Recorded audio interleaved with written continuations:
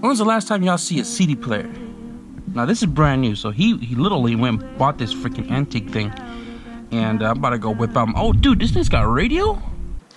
Yeah, this tape right here. My head's so big that I rip the strap, and it's on the last two, so I got to tip it to make sure it doesn't fall off. So what's going on, you guys? Today is Thursday, and I completely missed my nephew's graduation from 8th grade. Shame on me.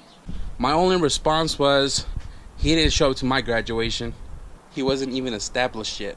But anyways, so we're back here in the garage. I spent a little bit inside the car earlier, and I was messing with the hydro e-brake, and I found a leak in the rear line to the passenger side, and I've tightened it all up, and the pressure feels more firm. I'm still going to tinker with it a little bit. I'm definitely going to have to re-bleed the rear lines again and make sure there are no air in it. And I'm probably going to figure something out with the lever to see if I can get rid of that crazy slack that I have. This hat doesn't fit my head because ponytail life.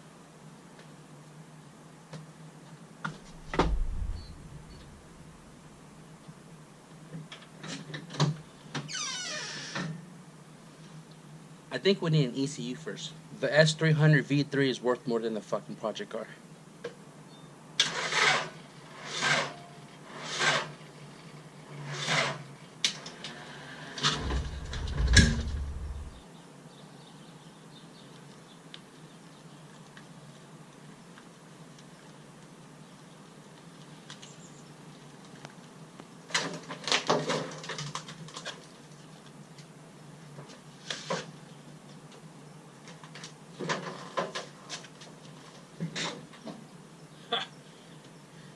What the fuck?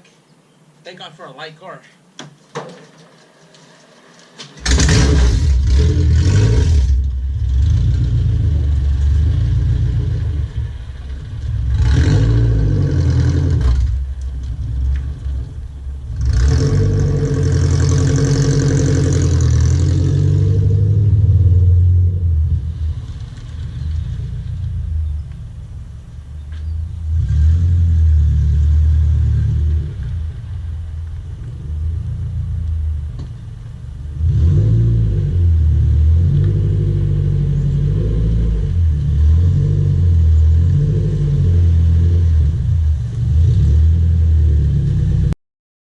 I was watching a bunch of videos on YouTube this morning of a lot of race cars out there in the East Coast, and boy, them suckers are fucking chopped.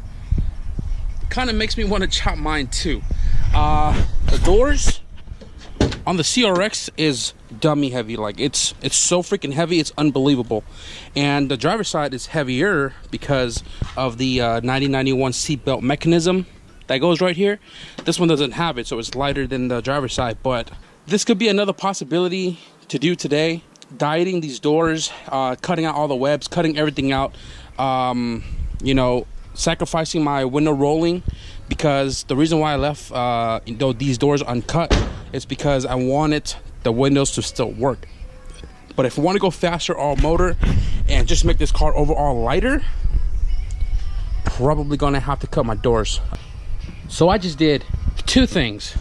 One, I cut out that nut right there, and then I welded on the back side, so that way this clevis could push out further, right?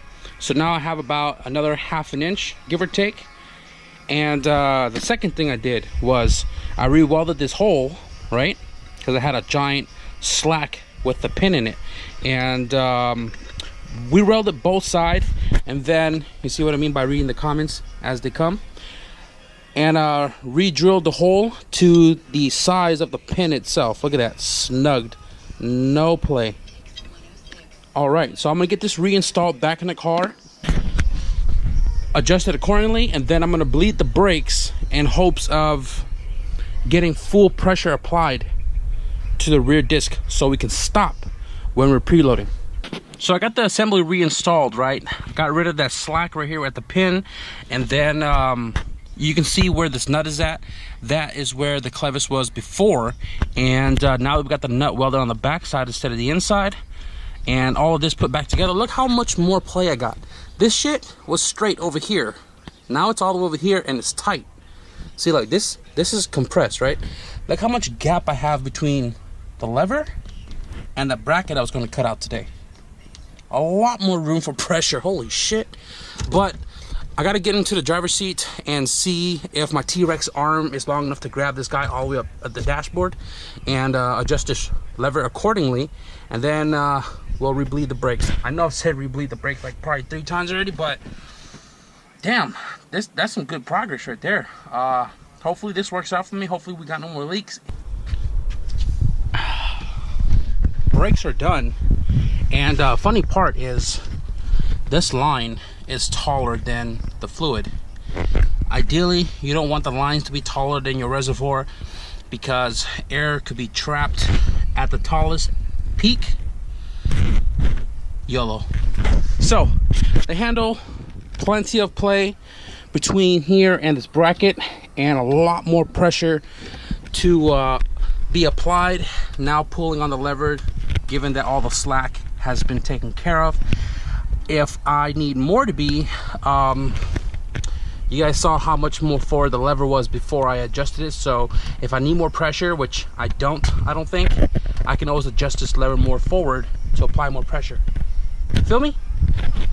So we're done here, and I don't know, let's move on to something else. Oh, I read this comment from I apologize if I don't know your name. Well, actually, I don't know your name. He drives an EG. I see my track all the time. He has a K20, runs Niddles, I believe, and runs fairly quick times. And I forgot your name. I'm sorry, but he gave me some stuff 2 tracks ago, I believe, and he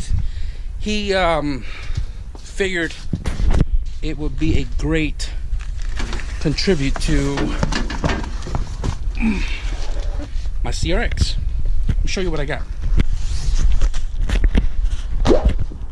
First piece, sunroof block off, wrapped in carbon fiber, and he gave me mirror block off right here. I believe he said it didn't fit his car, and then they sent him another set for his car, and he donated this to me to use on my car, obviously, because sunroof delete, except this is not the actual sunroof. This is just the skin. If you guys remember a few videos ago, I deleted it using the DX headliner, ripping the skin off the sunroof and just plugging it. He gave me this to pretty much block it off, because the amount of sheet metal that's on this sunroof plug itself will be a lot lighter to use this guy. Every ounce counts. And then he gave me the block off, obviously, because I don't have my mirrors anymore, but it is a lot bigger than, you know, for the CRX. So what I'm going to do is, based off of this, I'm going to trim it however I need to trim it to make it fit. I have the hardware along with that right here. Oh, this is a Whitfield product. You can see it right there, Whitfield. I don't know who this company is made from, but yeah, it should look pretty cool.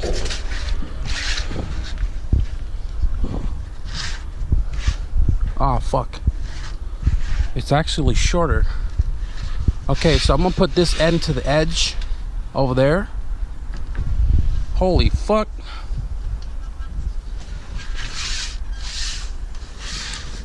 Guys, I don't think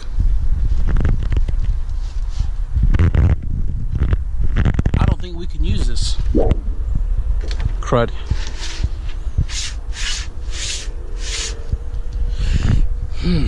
Oh, maybe.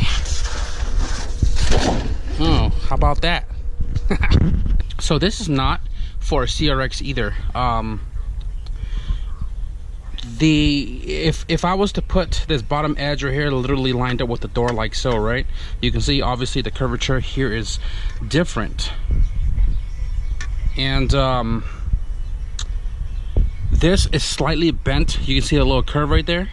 It's supposed to, like, you know, I don't know how to explain, but it's supposed to lap over the trim, right? So I want to be able to keep this curvature, and the only way to make this work for me is line this curve with the pillar of the door like that, right? Get that corner bottomed out, and then tape it in place, mark it from here to here, and cut this bottom right here, so that way it can sit flush up on the triangular portion of this door right here, you know what I mean? And I may have to trim this edge as well, because you know how the line goes like this, but if I was to move it, the line is now obviously not the same, like that. So I'm gonna have to trim right here and right here going up. The holes don't line up anymore, and given that this is aluminum, I can put a brass in the back, patch up the hole, and then sand this whole thing down again, remake new holes so we can use the hardware to bolt this guy up to the door. I think that's what I'm gonna do, to make use of it at least.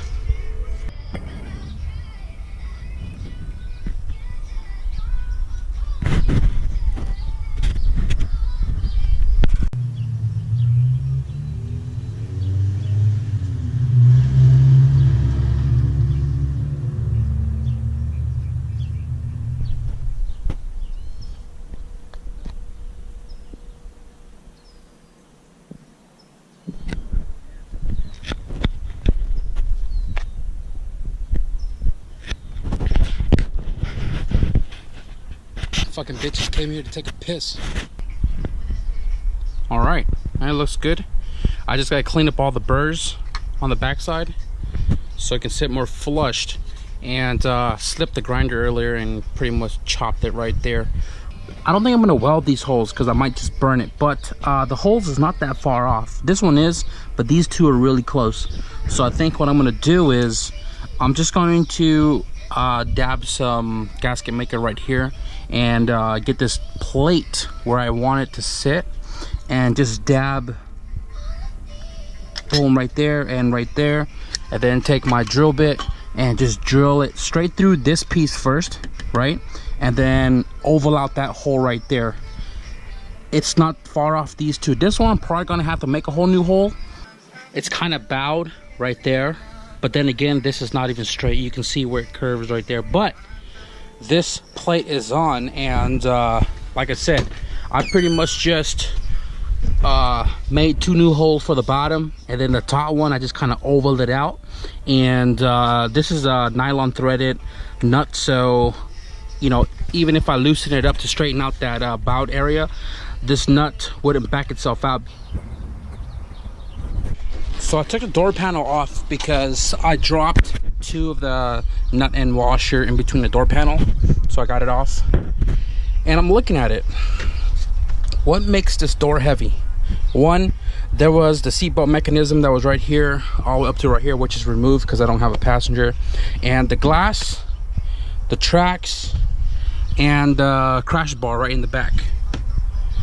So I was thinking about just cutting it up and making this door super light, or whatever, but I can't do it just yet, at least for the driver's side, because I don't have an aftermarket seatbelt obviously, and I don't have a harness bar or a crossbar to put an aftermarket seatbelt, and I need the, you know, the skeleton to bolt up the seatbelt mechanism, so that way I can have a seatbelt to race.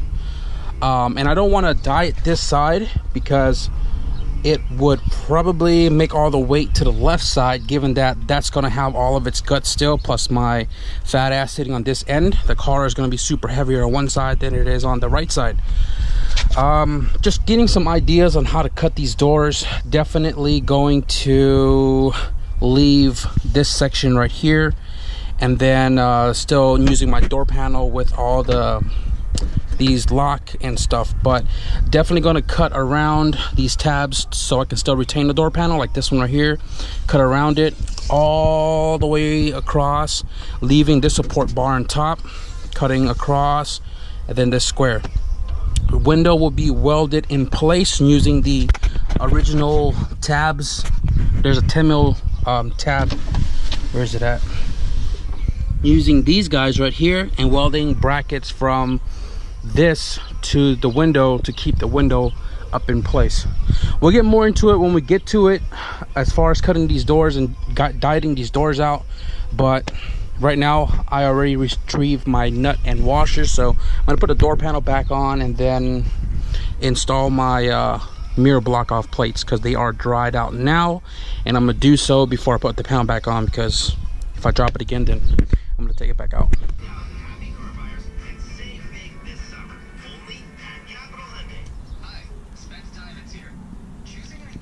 There's one more thing I'm gonna do, is make a shift stop for the shifter. So I'm gonna use this plate right here. It's not as thick, but it's enough to stop the hyperextend of the cable on the shifter. So what I'm gonna do is I'm gonna measure it out. I'm gonna cut out a nice square, then I'm gonna fold it 290 degrees, pretty much to overlap the stock part of the shifter right here.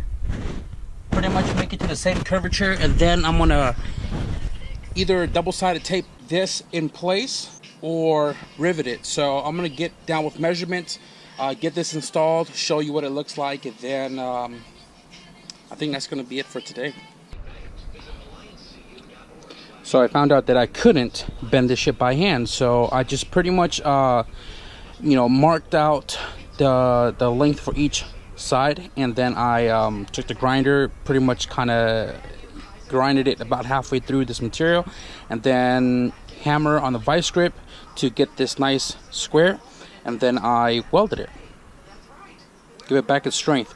And then I put double-sided tape right there. I don't want to use rivets, because if I drill through plastic crack can spread, you know, so on and so forth. So I got double-sided tape right in the middle.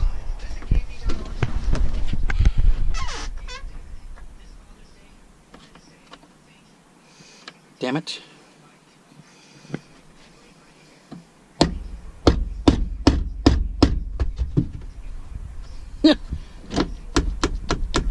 That sucker is not going anywhere.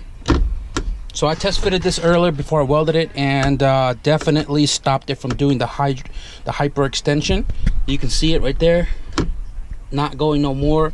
This is about 1/4 of an inch maybe, and just that 1/4 of an inch made the biggest difference in the hyperextending of the cable.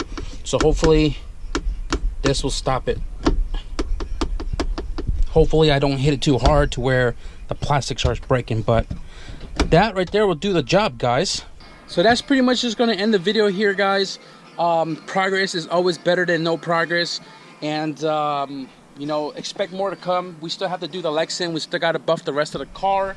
I'm still debating if I want to race this weekend, the 16th on Saturday. It would be a nice, you know, kind of birthday present to myself, because by the time you guys see this video, it should be on Friday, and the 15th is my birthday. So, you know, I got one day to think about making this trip all the way out to Redding, California to do this event, but you know, by myself with a trailer is, I probably would die, honestly. But yeah, before I end this video, I got a package today. I ordered this earlier in the week, 4 Bangers production. I've always wanted one of the 4 Bangers LED light, because I think the shape of it is pretty cool, and it's kind of a pocket light type of deal, and it's LED. So you gotta support your boy, you know, Right Hand Drive Kev, and buy one of them 4 Bangers LED light. So, you know, like I said, support your boy Kev. I'll put his link in the description below. With that being said, I hope you guys enjoyed this small progress today. Thank you for watching, and I'll see you guys in the next video. Oh yeah, no battery.